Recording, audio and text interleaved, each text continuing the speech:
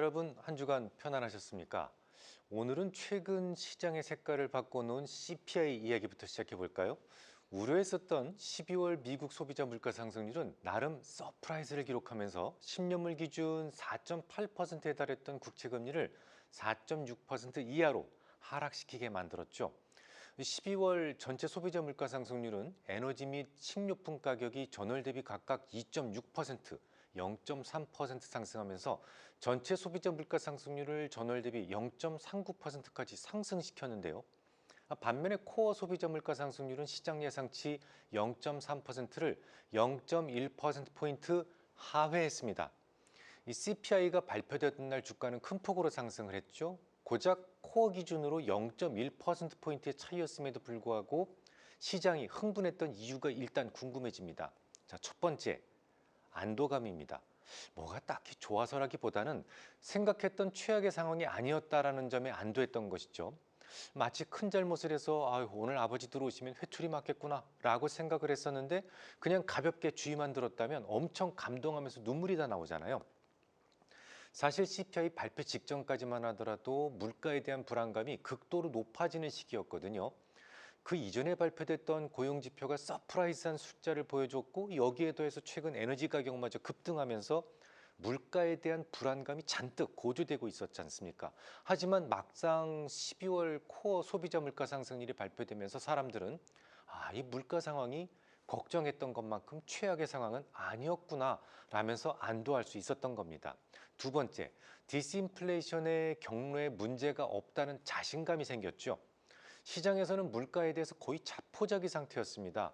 물가가 다 잡혀서 이제 금리 인하를 해도 될 것이다라는 판단에 금리가 떨어지기 시작했던 건데요. 하지만 최근에 경제 지표들이 너무 강력하게 나오다 보니까 연준의 금리 인하 경로에 문제가 생겼다고들 생각을 해왔었거든요. 실제로 CPI 발표 직전까지 금리 선물에 반영된 올해 금리 인하 전망은 고작 한 차례 정도에 불과했었으니까 말이죠. 물론 에너지 그리고 식료품 물가는 여전히 높습니다. 하지만 미 연준의 금리 정책에 있어서 중요하게 생각하고 있는 것은 코어 물가 혹은 슈퍼코어 소비자 물가이죠. 식품이나 에너지 비용처럼 변동성이 너무 크거나 혹은 주택 비용처럼 너무 잔잔해서 변동성이 작아서 전체 물가를 대변하기에 부적절한 그런 품목들을 제외한 순수 물가가 중요한 겁니다. 그러니까 주거비와 노동비용 등 서비스 물가를 좌우하는 물가에서 둔화세가 보다 확실해지고 있음이 확인되면서 디스인플레이션 기조가 여전히 유효하다라는 것에 좀 더 확신을 가질 수 있었던 것이죠. 실제로 굴스비 시카고 연은 총재는 이렇게 이야기했습니다. 디스인플레이션은 여전히 지속적으로 진전하고 있다라고 말이죠. 물론 CPI 달랑 하나의 지표가 모든 것을 변화시키지는 못합니다. 실제로 CPI 발표 직후에 다시 금리 인하 기대치가 화끈하게 높아지지도 않았고요. 그저 일각에서 제기되었던 금리의 재인상 가능성, 이 우려감을 잠재웠다라는 정도뿐이었습니다. 자, 세 번째, 무엇보다도 금리 발작 가능성이 다시 작아졌다는 것이 시장을 안도하게 했습니다. 미국 국채금리가 또다시 급등을 해서 5%를 넘어서는 소위 금리 발작 현상이 현실화되지 않을까라는 우려가 커지고 있던 상황이었거든요. 신용도가 너무 낮아서 장기 금리로는 조달할 수 없는 그런 미국의 기업들이 높아진 금리로 인해서 힘겨워하고 있었고 심지어 건축 착공을 취소하는 흐름마저 급격하게 증가하고 있었을 정도였으니까요. 하지만 금리가 오히려 하락 전환되면서 시장은 안도할 수 있었던 겁니다. 이건 뭐 저 혼자만의 생각은 아니에요. 미 연준의 2인자인 크리스토퍼 월러 이사도 비슷한 생각을 가지고 있었는데요. 1년 전 인플레이션이 잠시 증가했을 때 봤던 것처럼 진전이 고르지는 않지만 최근 상승세를 평준화하면 디스인플레이션이 더욱 뚜렷하게 나타난다. 인플레이션의 기저 추세를 분석하기 위해서 근원 개인 소비 지출 가격 지수의 6개월 변화율을 확인하는데 11월 기준 연율 2.4%까지 진전되었다. 이는 연준의 목표치인 2%에 더욱 가까워진 것이다. 11월 월간 인플레이션 수치는 더욱 긍정적이었는데 0.11%로 지난 10월에 기록했던 0.26% 상승보다 훨씬 더 낮았다. 2024년 초 높은 물가 상승률 수치는 올해 1월부터 물가 통계에서 제외될 예정이기 때문에 3월까지 인플레이션 수치는 더욱 낮아질 것이다 라고 내다봤습니다. 원로는 지난해 인플레이션 상승이 주로 주택 서비스와 비시장 서비스와 같은 이 추정 가격의 증가로 인해 발생했다라고 진단을 했어요. 해당 수치는 모든 상품과 서비스의 수급 균형을 보여주기에는 좀 신뢰도가 낮다라는 것이 원로의 입장이죠. 원로는 이렇게 얘기했습니다. 두 범주는 핵심 PC 바스켓의 약 3분의 1을 차지한다. 나머지 3분의 2에 해당되는 인플레이션은 작년 11월까지 평균 2% 언더로 상승하는 데 그쳤다. 물론 지정학적 갈등이 과거처럼 물가를 끌어올릴 가능성도 있고 트럼프의 새로운 관세 정책이 등장하면 물가 상승의 새로운 요인이 될 수도 있다. 정책 변화의 경제적 영향은 예측하기 어렵지만 관세가 인플레이션에 지속적이고 큰 영향을 미치지만 않는다면 나의 통화 정책 견해에 영향은 없을 것이다 라고 말을 했습니다. 그러니까 트럼프 집권 이후에 자신의 생각이 바뀔 수 있을 정도의 정책 변화가 있을 수는 있지만 현재까지 봤을 때 현재 경로만 본다면 이미 2% 미만까지 물가 통제에 성공했다라는 것을 분명하게 밝힌 겁니다. 원로는 또한 이 같은 점을 고려해서 올해도 금리 인하를 계속해서 지지할 것이다라고 강조했습니다. 현재 경로가 유지될 수 있다면 올해 내에 3번에서 4번까지 금리 인하를 기대할 수 있다면서 작년 9월부터 시작되었던 금리 인하의 기조가 여전히 끝나지 않았음을 다시 한번 강조한 것이죠. 저 역시 대체적으로 그의 의견에 동의합니다. 지난주에 발표됐던 CPI에서도 유가 상승분과 주거비로 인한 착시 효과를 싹 이렇게 제거해 보면 CPI는 고작 1.9% 상승에 불과했었거든요. 코어 CPI는요. 2.1%로 연준의 물가 목표치인 2%에 거의 도달했다는 것도 확인할 수 있었습니다. 전체 CPI 변화율 0.39% 중에서 0.17%가 에너지 변화율이었는데요. 석유는 남아돌지만 러시아에 대한 신규 제재 때문에 일시적으로 상승한 것이니까 크게 걱정할 바는 아닙니다. 끈적해서 잘 변화가 없는 주거비 역시 앞으로 계속 더 하락할 겁니다. 특히 기저효과가 사라지게 되는 3월 전후의 수치부터는 물가 지표의 현저한 개선을 전망할 수도 있습니다. 물론 월러 이사는 트럼프의 정책 리스크를 걱정하긴 했어요. 트럼프 대통령 취임 이후 본격화될 슈퍼 트럼피즘의 이 물가 리스크가 얼마나 시장에 영향을 줄지 가늠할 수 없다면서 말이죠. 하지만 제 생각은 아주 조금 다릅니다. 저는 트럼프의 취임식 이후에는 오히려 재료의 소멸 측면에서 금리를 관찰해야 된다라는 생각을 가지고 있어요. 조금 더 명확하게 말씀드리자면 취임식 초기에 금리가 다시 오를 수도 있겠습니다만 대부분의 행정명령이 모두 발표되고 난 이후부터는 빠르게 금리가 안정을 되찾을 것이다라는 생각을 가지고 있습니다. 그렇게 생각하고 있는 이유를 자세하게 설명드리죠. 연준이 금리를 내리기 시작하면서 지금까지 100bp 정도의 금리를 인하했습니다.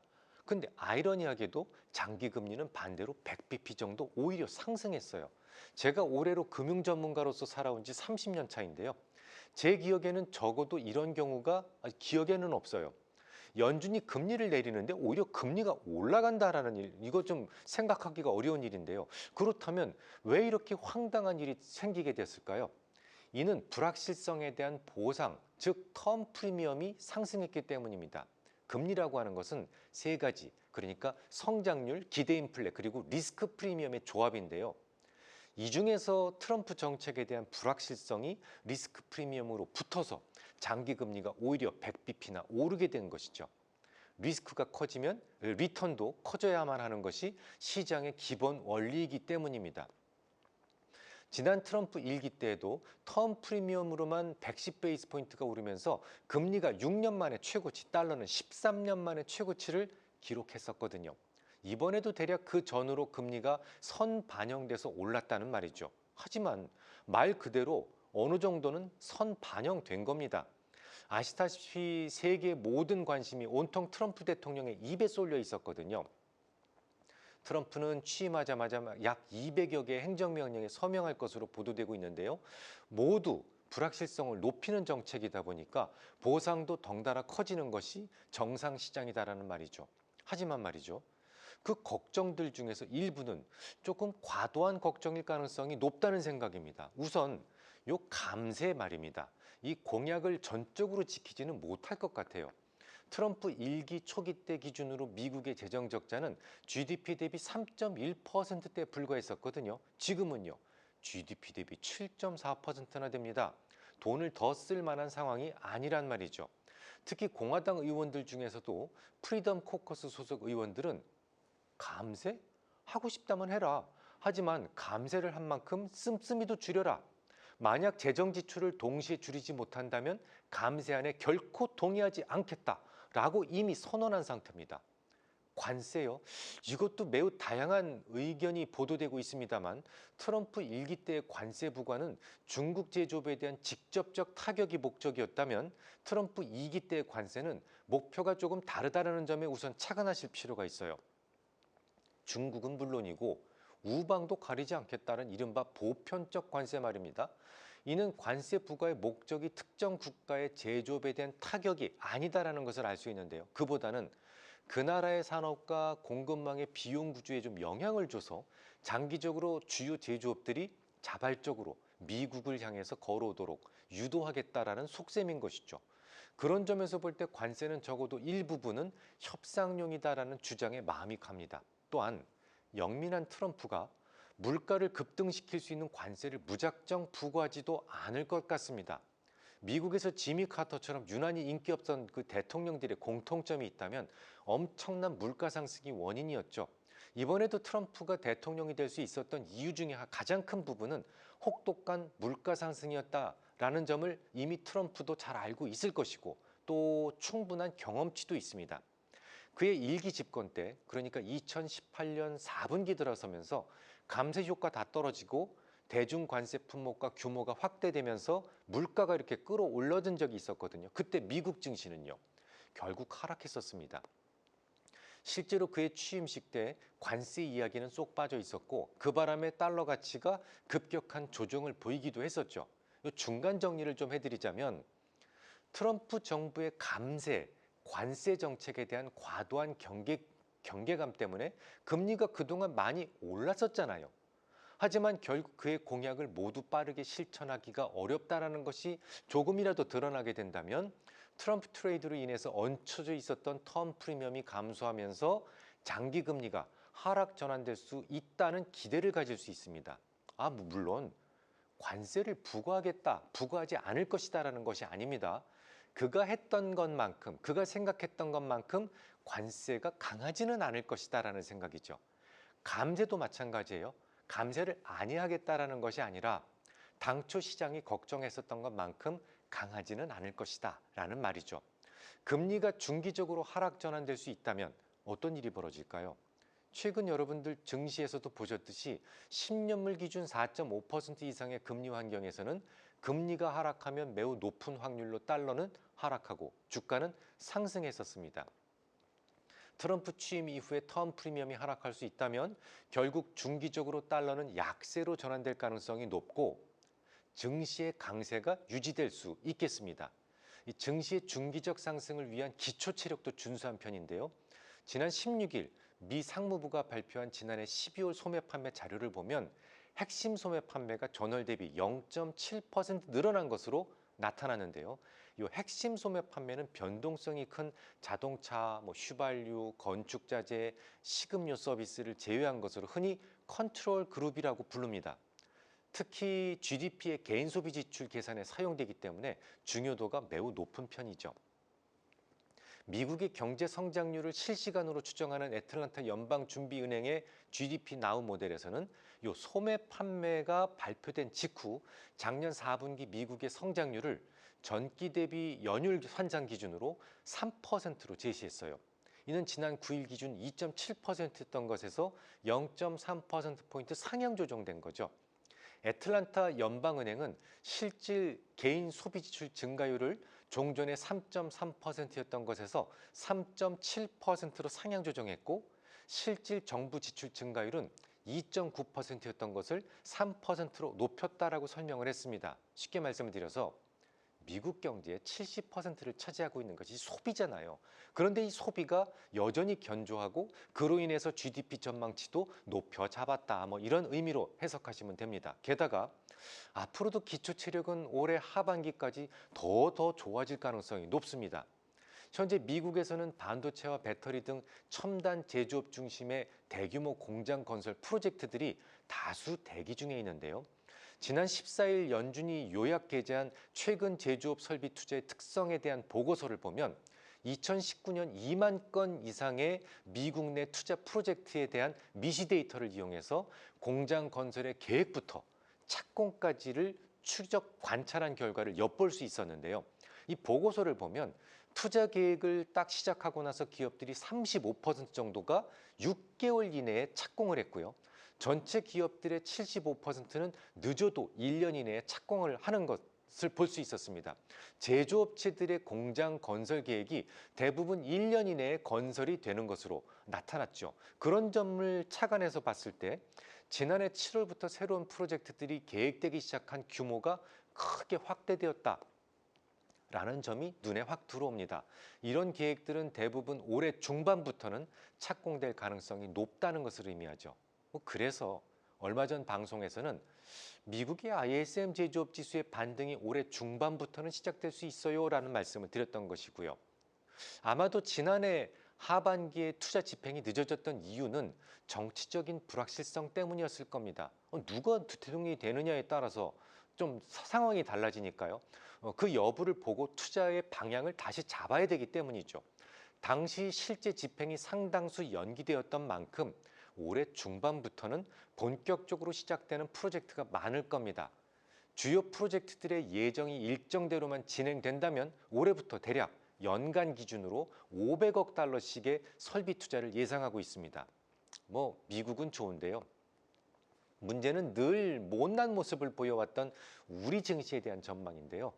미국의 ISM 제조업 지수가 우리나라의 수출 동향과 거의 동행한다라는 말씀을 드렸었죠. 그래서 올해 중후반부터는 우리나라 경제도 조금 돌아서기 시작할 것이다. 수출부터 돌아서기 시작할 것이다라는 말씀도 기억하실 겁니다. 주가는 경기 흐름보다 선행성을 갖고 있다는 점을 감안한다면 이미 우리나라 증시는 바닥을 찍었거나 혹은 바닥 주변일 가능성이 높다라는 기존의 의견을 유지하겠습니다.